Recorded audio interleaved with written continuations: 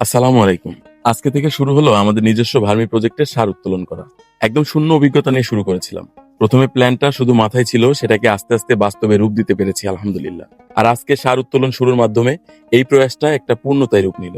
খুব ছোট্ট পরিসরে হলেও এই সফলতাটা অনেক বড় পাওয়া আমাদের কাছে। সকল প্রশংসা একমাত্র আল্লাহ রাব্বুল আলামিনের। আগেই বলেছিলাম এর আগে সার তোলার কোনো অভিজ্ঞতা নেই, তাই আমরা ঈদের আগে কেঁচোর ফিডিং এর জন্য এক্সট্রা গোবর দিছিলাম। এখন সেগুলোও শেষ হয়ে গেছে আর সার পুরোপুরি ভাবে তৈরি হয়ে গেছে আলহামদুলিল্লাহ। অনেক রিকোয়েস্ট করে তাই সোহাগ ভাইকে নিয়ে আসছিলাম। ভাই এসে সারের সার্বিক অবস্থা পরিদর্শন করে দেন সার তোলার প্রস্তুতি নিতে শুরু করলেন। প্রথমে একটা 4mm জালি বিশিষ্ট নেট নিয়ে এসে সেটাকে কাঠের ফ্রেমে আটকে একটা চালনি তৈরি করা হলো। সেটার শক্তি পরীক্ষা করে দেন ফ্রেমের দুই পাশে দুইটা কাঠ মারা হলো, যাতে সার চালার সময় এক্সট্রা গোবর পড়ে না যায়। সারটা চালা হচ্ছে মূলত পরিষ্কার করার জন্য আর কেঁচো যাতে আলাদা করা যায় সেই জন্য। শেষ পর্যন্ত আমাদের বেডের ছাউনিতে চালনিটা বেঁধে একটা কম পরিশ্রমে চালার ব্যবস্থা করা হলো।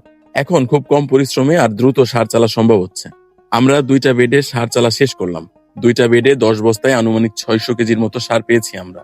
এই সারগুলো আমাদের একটি ইমার্জেন্সি ছিল, কারণ পেঁপে বাগানে সার দেওয়া প্রয়োজন ছিল আরো 1 সপ্তাহ আগে। এই 600 কেজি সার চলে যাবে আমাদের পেঁপে বাগানে। অনেকে বলতে পারেন, ভাই এত কষ্ট করে সার তৈরি না করে আর কিছু টাকা বেশি দিলেই তো সার কেনা যেত। ভাই, বাজারের বেশিরভাগ জৈব বা ভার্মি কম্পোস্ট ইউজ করে দেখেছি, মানে সন্তুষ্ট না হতে পেরেই মূলত সার তৈরির উদ্যোগ নিয়েছিলাম। এখন আমরা আমাদের বাগানে pure tricho treated vermi compost use করতে পারবো, যেটার মানের সাথে কোনো আপোষ করা হয়নি। ভার্মি কম্পোস্ট তৈরি শিখলাম হালকা পাতলা, আরো 2-3 চালান সার তৈরি করার পরে হয়তো এক্সপার্টও হয়ে যাবো ইনশাআল্লাহ। আর এই সারের রেজাল্ট মাঠে, বিভিন্ন ফসলে আর নিজেদের ছাদ বাগানে কিরকম আসে সেটাও দেখাবো ইনশাআল্লাহ। আমাদের জন্য দোয়া রাখেন। ভালো থাকবেন সবাই। আল্লাহ হাফেজ।